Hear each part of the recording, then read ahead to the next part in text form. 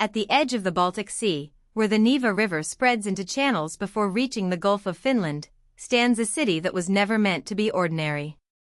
Saint Petersburg is Russia's second-largest city after Moscow, but its importance has never been measured only in population. It was built as a statement, a new capital, a strategic port, and a gateway toward Europe. Today, more than 5.6 million people live within the city, with over 6.4 million in the wider metropolitan area. It is the most populous city on the Baltic Sea and the northernmost city in the world with more than 1 million residents. But behind those numbers is a dramatic story of ambition, empire, revolution, war, memory, and culture. St. Petersburg's geography helps explain why it mattered so much. The city sits at the head of the Gulf of Finland, giving Russia access to the Baltic Sea and, through it, to European trade routes and naval power. Before its founding, this region was a contested frontier, shaped by rivalry between Sweden and Russia. For a ruler who wanted Russia to become a European great power, control of this coastline was crucial. The landscape was not naturally easy for urban life. Wetlands, islands, cold winds, and northern winters made construction difficult. Yet those obstacles were part of the city's meaning. St. Petersburg was not a settlement that slowly grew by accident. It was imposed on the landscape as an imperial project. The city was founded on May 27, 1703 by Tsar Peter the Great, on the site of a captured Swedish fortress.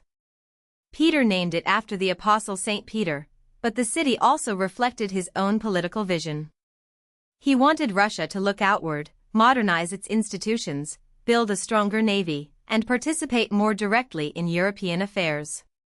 St. Petersburg became the physical symbol of that turn.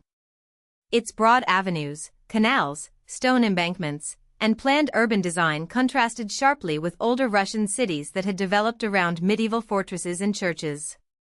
The city was often described as Russia's window to Europe, not because it copied Europe exactly, but because it announced that Russia intended to stand among Europe's major powers. In 1712, St. Petersburg became the capital of the Tsardom of Russia, and then of the Russian Empire. Except for a short interruption between 1728 and 1730, it remained the imperial capital until 1918. This gave the city a role that went far beyond administration. Palaces, ministries, military headquarters, academies, theaters, and churches turned it into the command center of a vast empire. From here, Russian rulers projected power across Eurasia.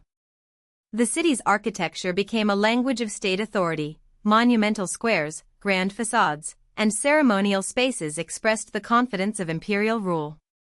St. Petersburg was not just where decisions were made. It was designed to make empire visible. Culturally, St. Petersburg became one of Russia's great creative centers. Its status as capital attracted artists, writers, musicians, scholars, engineers, and architects. The historic center of St. Petersburg and its related monuments are now recognized as a UNESCO World Heritage Site, reflecting the city's remarkable urban ensemble. Few cities combine water, architecture, and imperial planning in quite the same way. Canals and rivers cut through the city, creating dramatic reflections of palaces, bridges, and cathedrals. This physical environment shaped the city's identity, elegant, severe, theatrical, and sometimes haunting. It became a place associated not only with political power, but also with literature, art, intellectual life, and the contradictions of modern Russia. One of St. Petersburg's greatest cultural landmarks is the Hermitage, among the largest art museums in the world. Its collections are housed in a complex that includes the Winter Palace, once the residence of Russian emperors. The Hermitage is more than a museum, it is a reminder of how the imperial capital collected, displayed, and interpreted global culture. European paintings, ancient artifacts, decorative arts, and royal interiors all sit within a setting deeply tied to Russian monarchy. For visitors, the experience can feel like walking through layers of power. Art as beauty, art as prestige, and art as a symbol of Russia's desire to be seen as a central participant in world civilization. The city's name changed with Russia's political storms. During World War I, The German-sounding Saint Petersburg was replaced by Petrograd, a more Slavic form. Then, after Vladimir Lenin's death in 1924, the city was renamed Leningrad. These names were not cosmetic changes. They reflected shifts in identity, from Imperial Russia to wartime nationalism to Soviet revolutionary memory.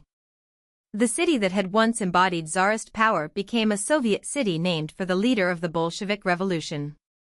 Yet its palaces, avenues, and monuments still carried the imprint of the empire. This tension between old and new made the city a living archive of Russian history. The October Revolution of 1917 began a decisive break in the city's political role. After the Bolsheviks seized power, the government eventually moved from Petrograd to Moscow. In 1918, Moscow replaced it as the capital, partly for strategic reasons and partly because the new revolutionary government wanted distance from the vulnerable Baltic frontier and the symbolism of the imperial court. Losing capital status changed the city, but did not erase its importance. It remained a major industrial, military, and cultural center. The move to Moscow also created a lasting duality in Russian life, Moscow as the political heart, and St. Petersburg, later Leningrad, as the historical and cultural northern capital.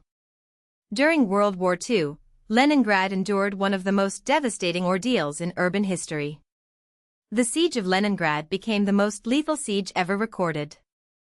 German and Finnish forces encircled the city, cutting it off for an extended period while hunger, cold, bombardment, and disease took a catastrophic toll. The city's survival became a central symbol of Soviet endurance and sacrifice. Buildings, monuments, and memorials in modern St. Petersburg still carry the memory of that trauma. To understand the city only as a place of palaces and museums would be incomplete. It is also a city marked by grief, resistance, and the memory of civilians who endured unimaginable hardship. In June 1991, as the Soviet Union was nearing collapse, residents voted in a citywide referendum to restore the original name, St. Petersburg. This happened only months before the Belovezha Accords and the dissolution of the Soviet Union. The name change did not mean the city rejected its Soviet past entirely. Rather, it showed a desire to reconnect with a longer historical identity, one that reached back before the revolution and the name Leningrad. The restored name brought back associations with Peter the Great, Empire, Europe, and the city's founding myth. But memory remained layered. St. Petersburg, Petrograd, and Leningrad all continue to describe different chapters of the same place. Modern St. Petersburg is often called Russia's northern capital. Although Moscow is the official capital, St. Petersburg still hosts important federal institutions, including the Constitutional Court of Russia and the Heraldic Council of the President of the Russian Federation. It is also home to the National Library of Russia, the headquarters of the Russian Navy, and the Leningrad Military District of the Russian Armed Forces. These institutions show that the city remains strategically and symbolically significant.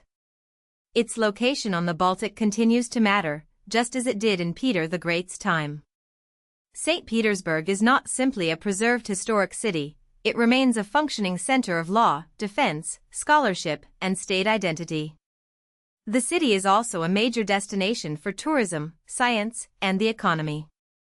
In 2018, it received over 15 million tourists, drawn by its museums, architecture, waterways, and historic center. It also hosted matches during the 2018 FIFA World Cup and UEFA Euro 2020, placing it on a global sporting stage. At the same time, modern landmarks like the Lochte Center, the tallest skyscraper in Europe, show that the city is still evolving. St. Petersburg's identity depends on contrast, imperial palaces and glass towers, revolutionary history and cultural prestige, naval strategy and artistic elegance. Built as Russia's window to Europe, it remains one of the world's most distinctive urban creations. If you found this helpful, please like this video and subscribe for more explainers.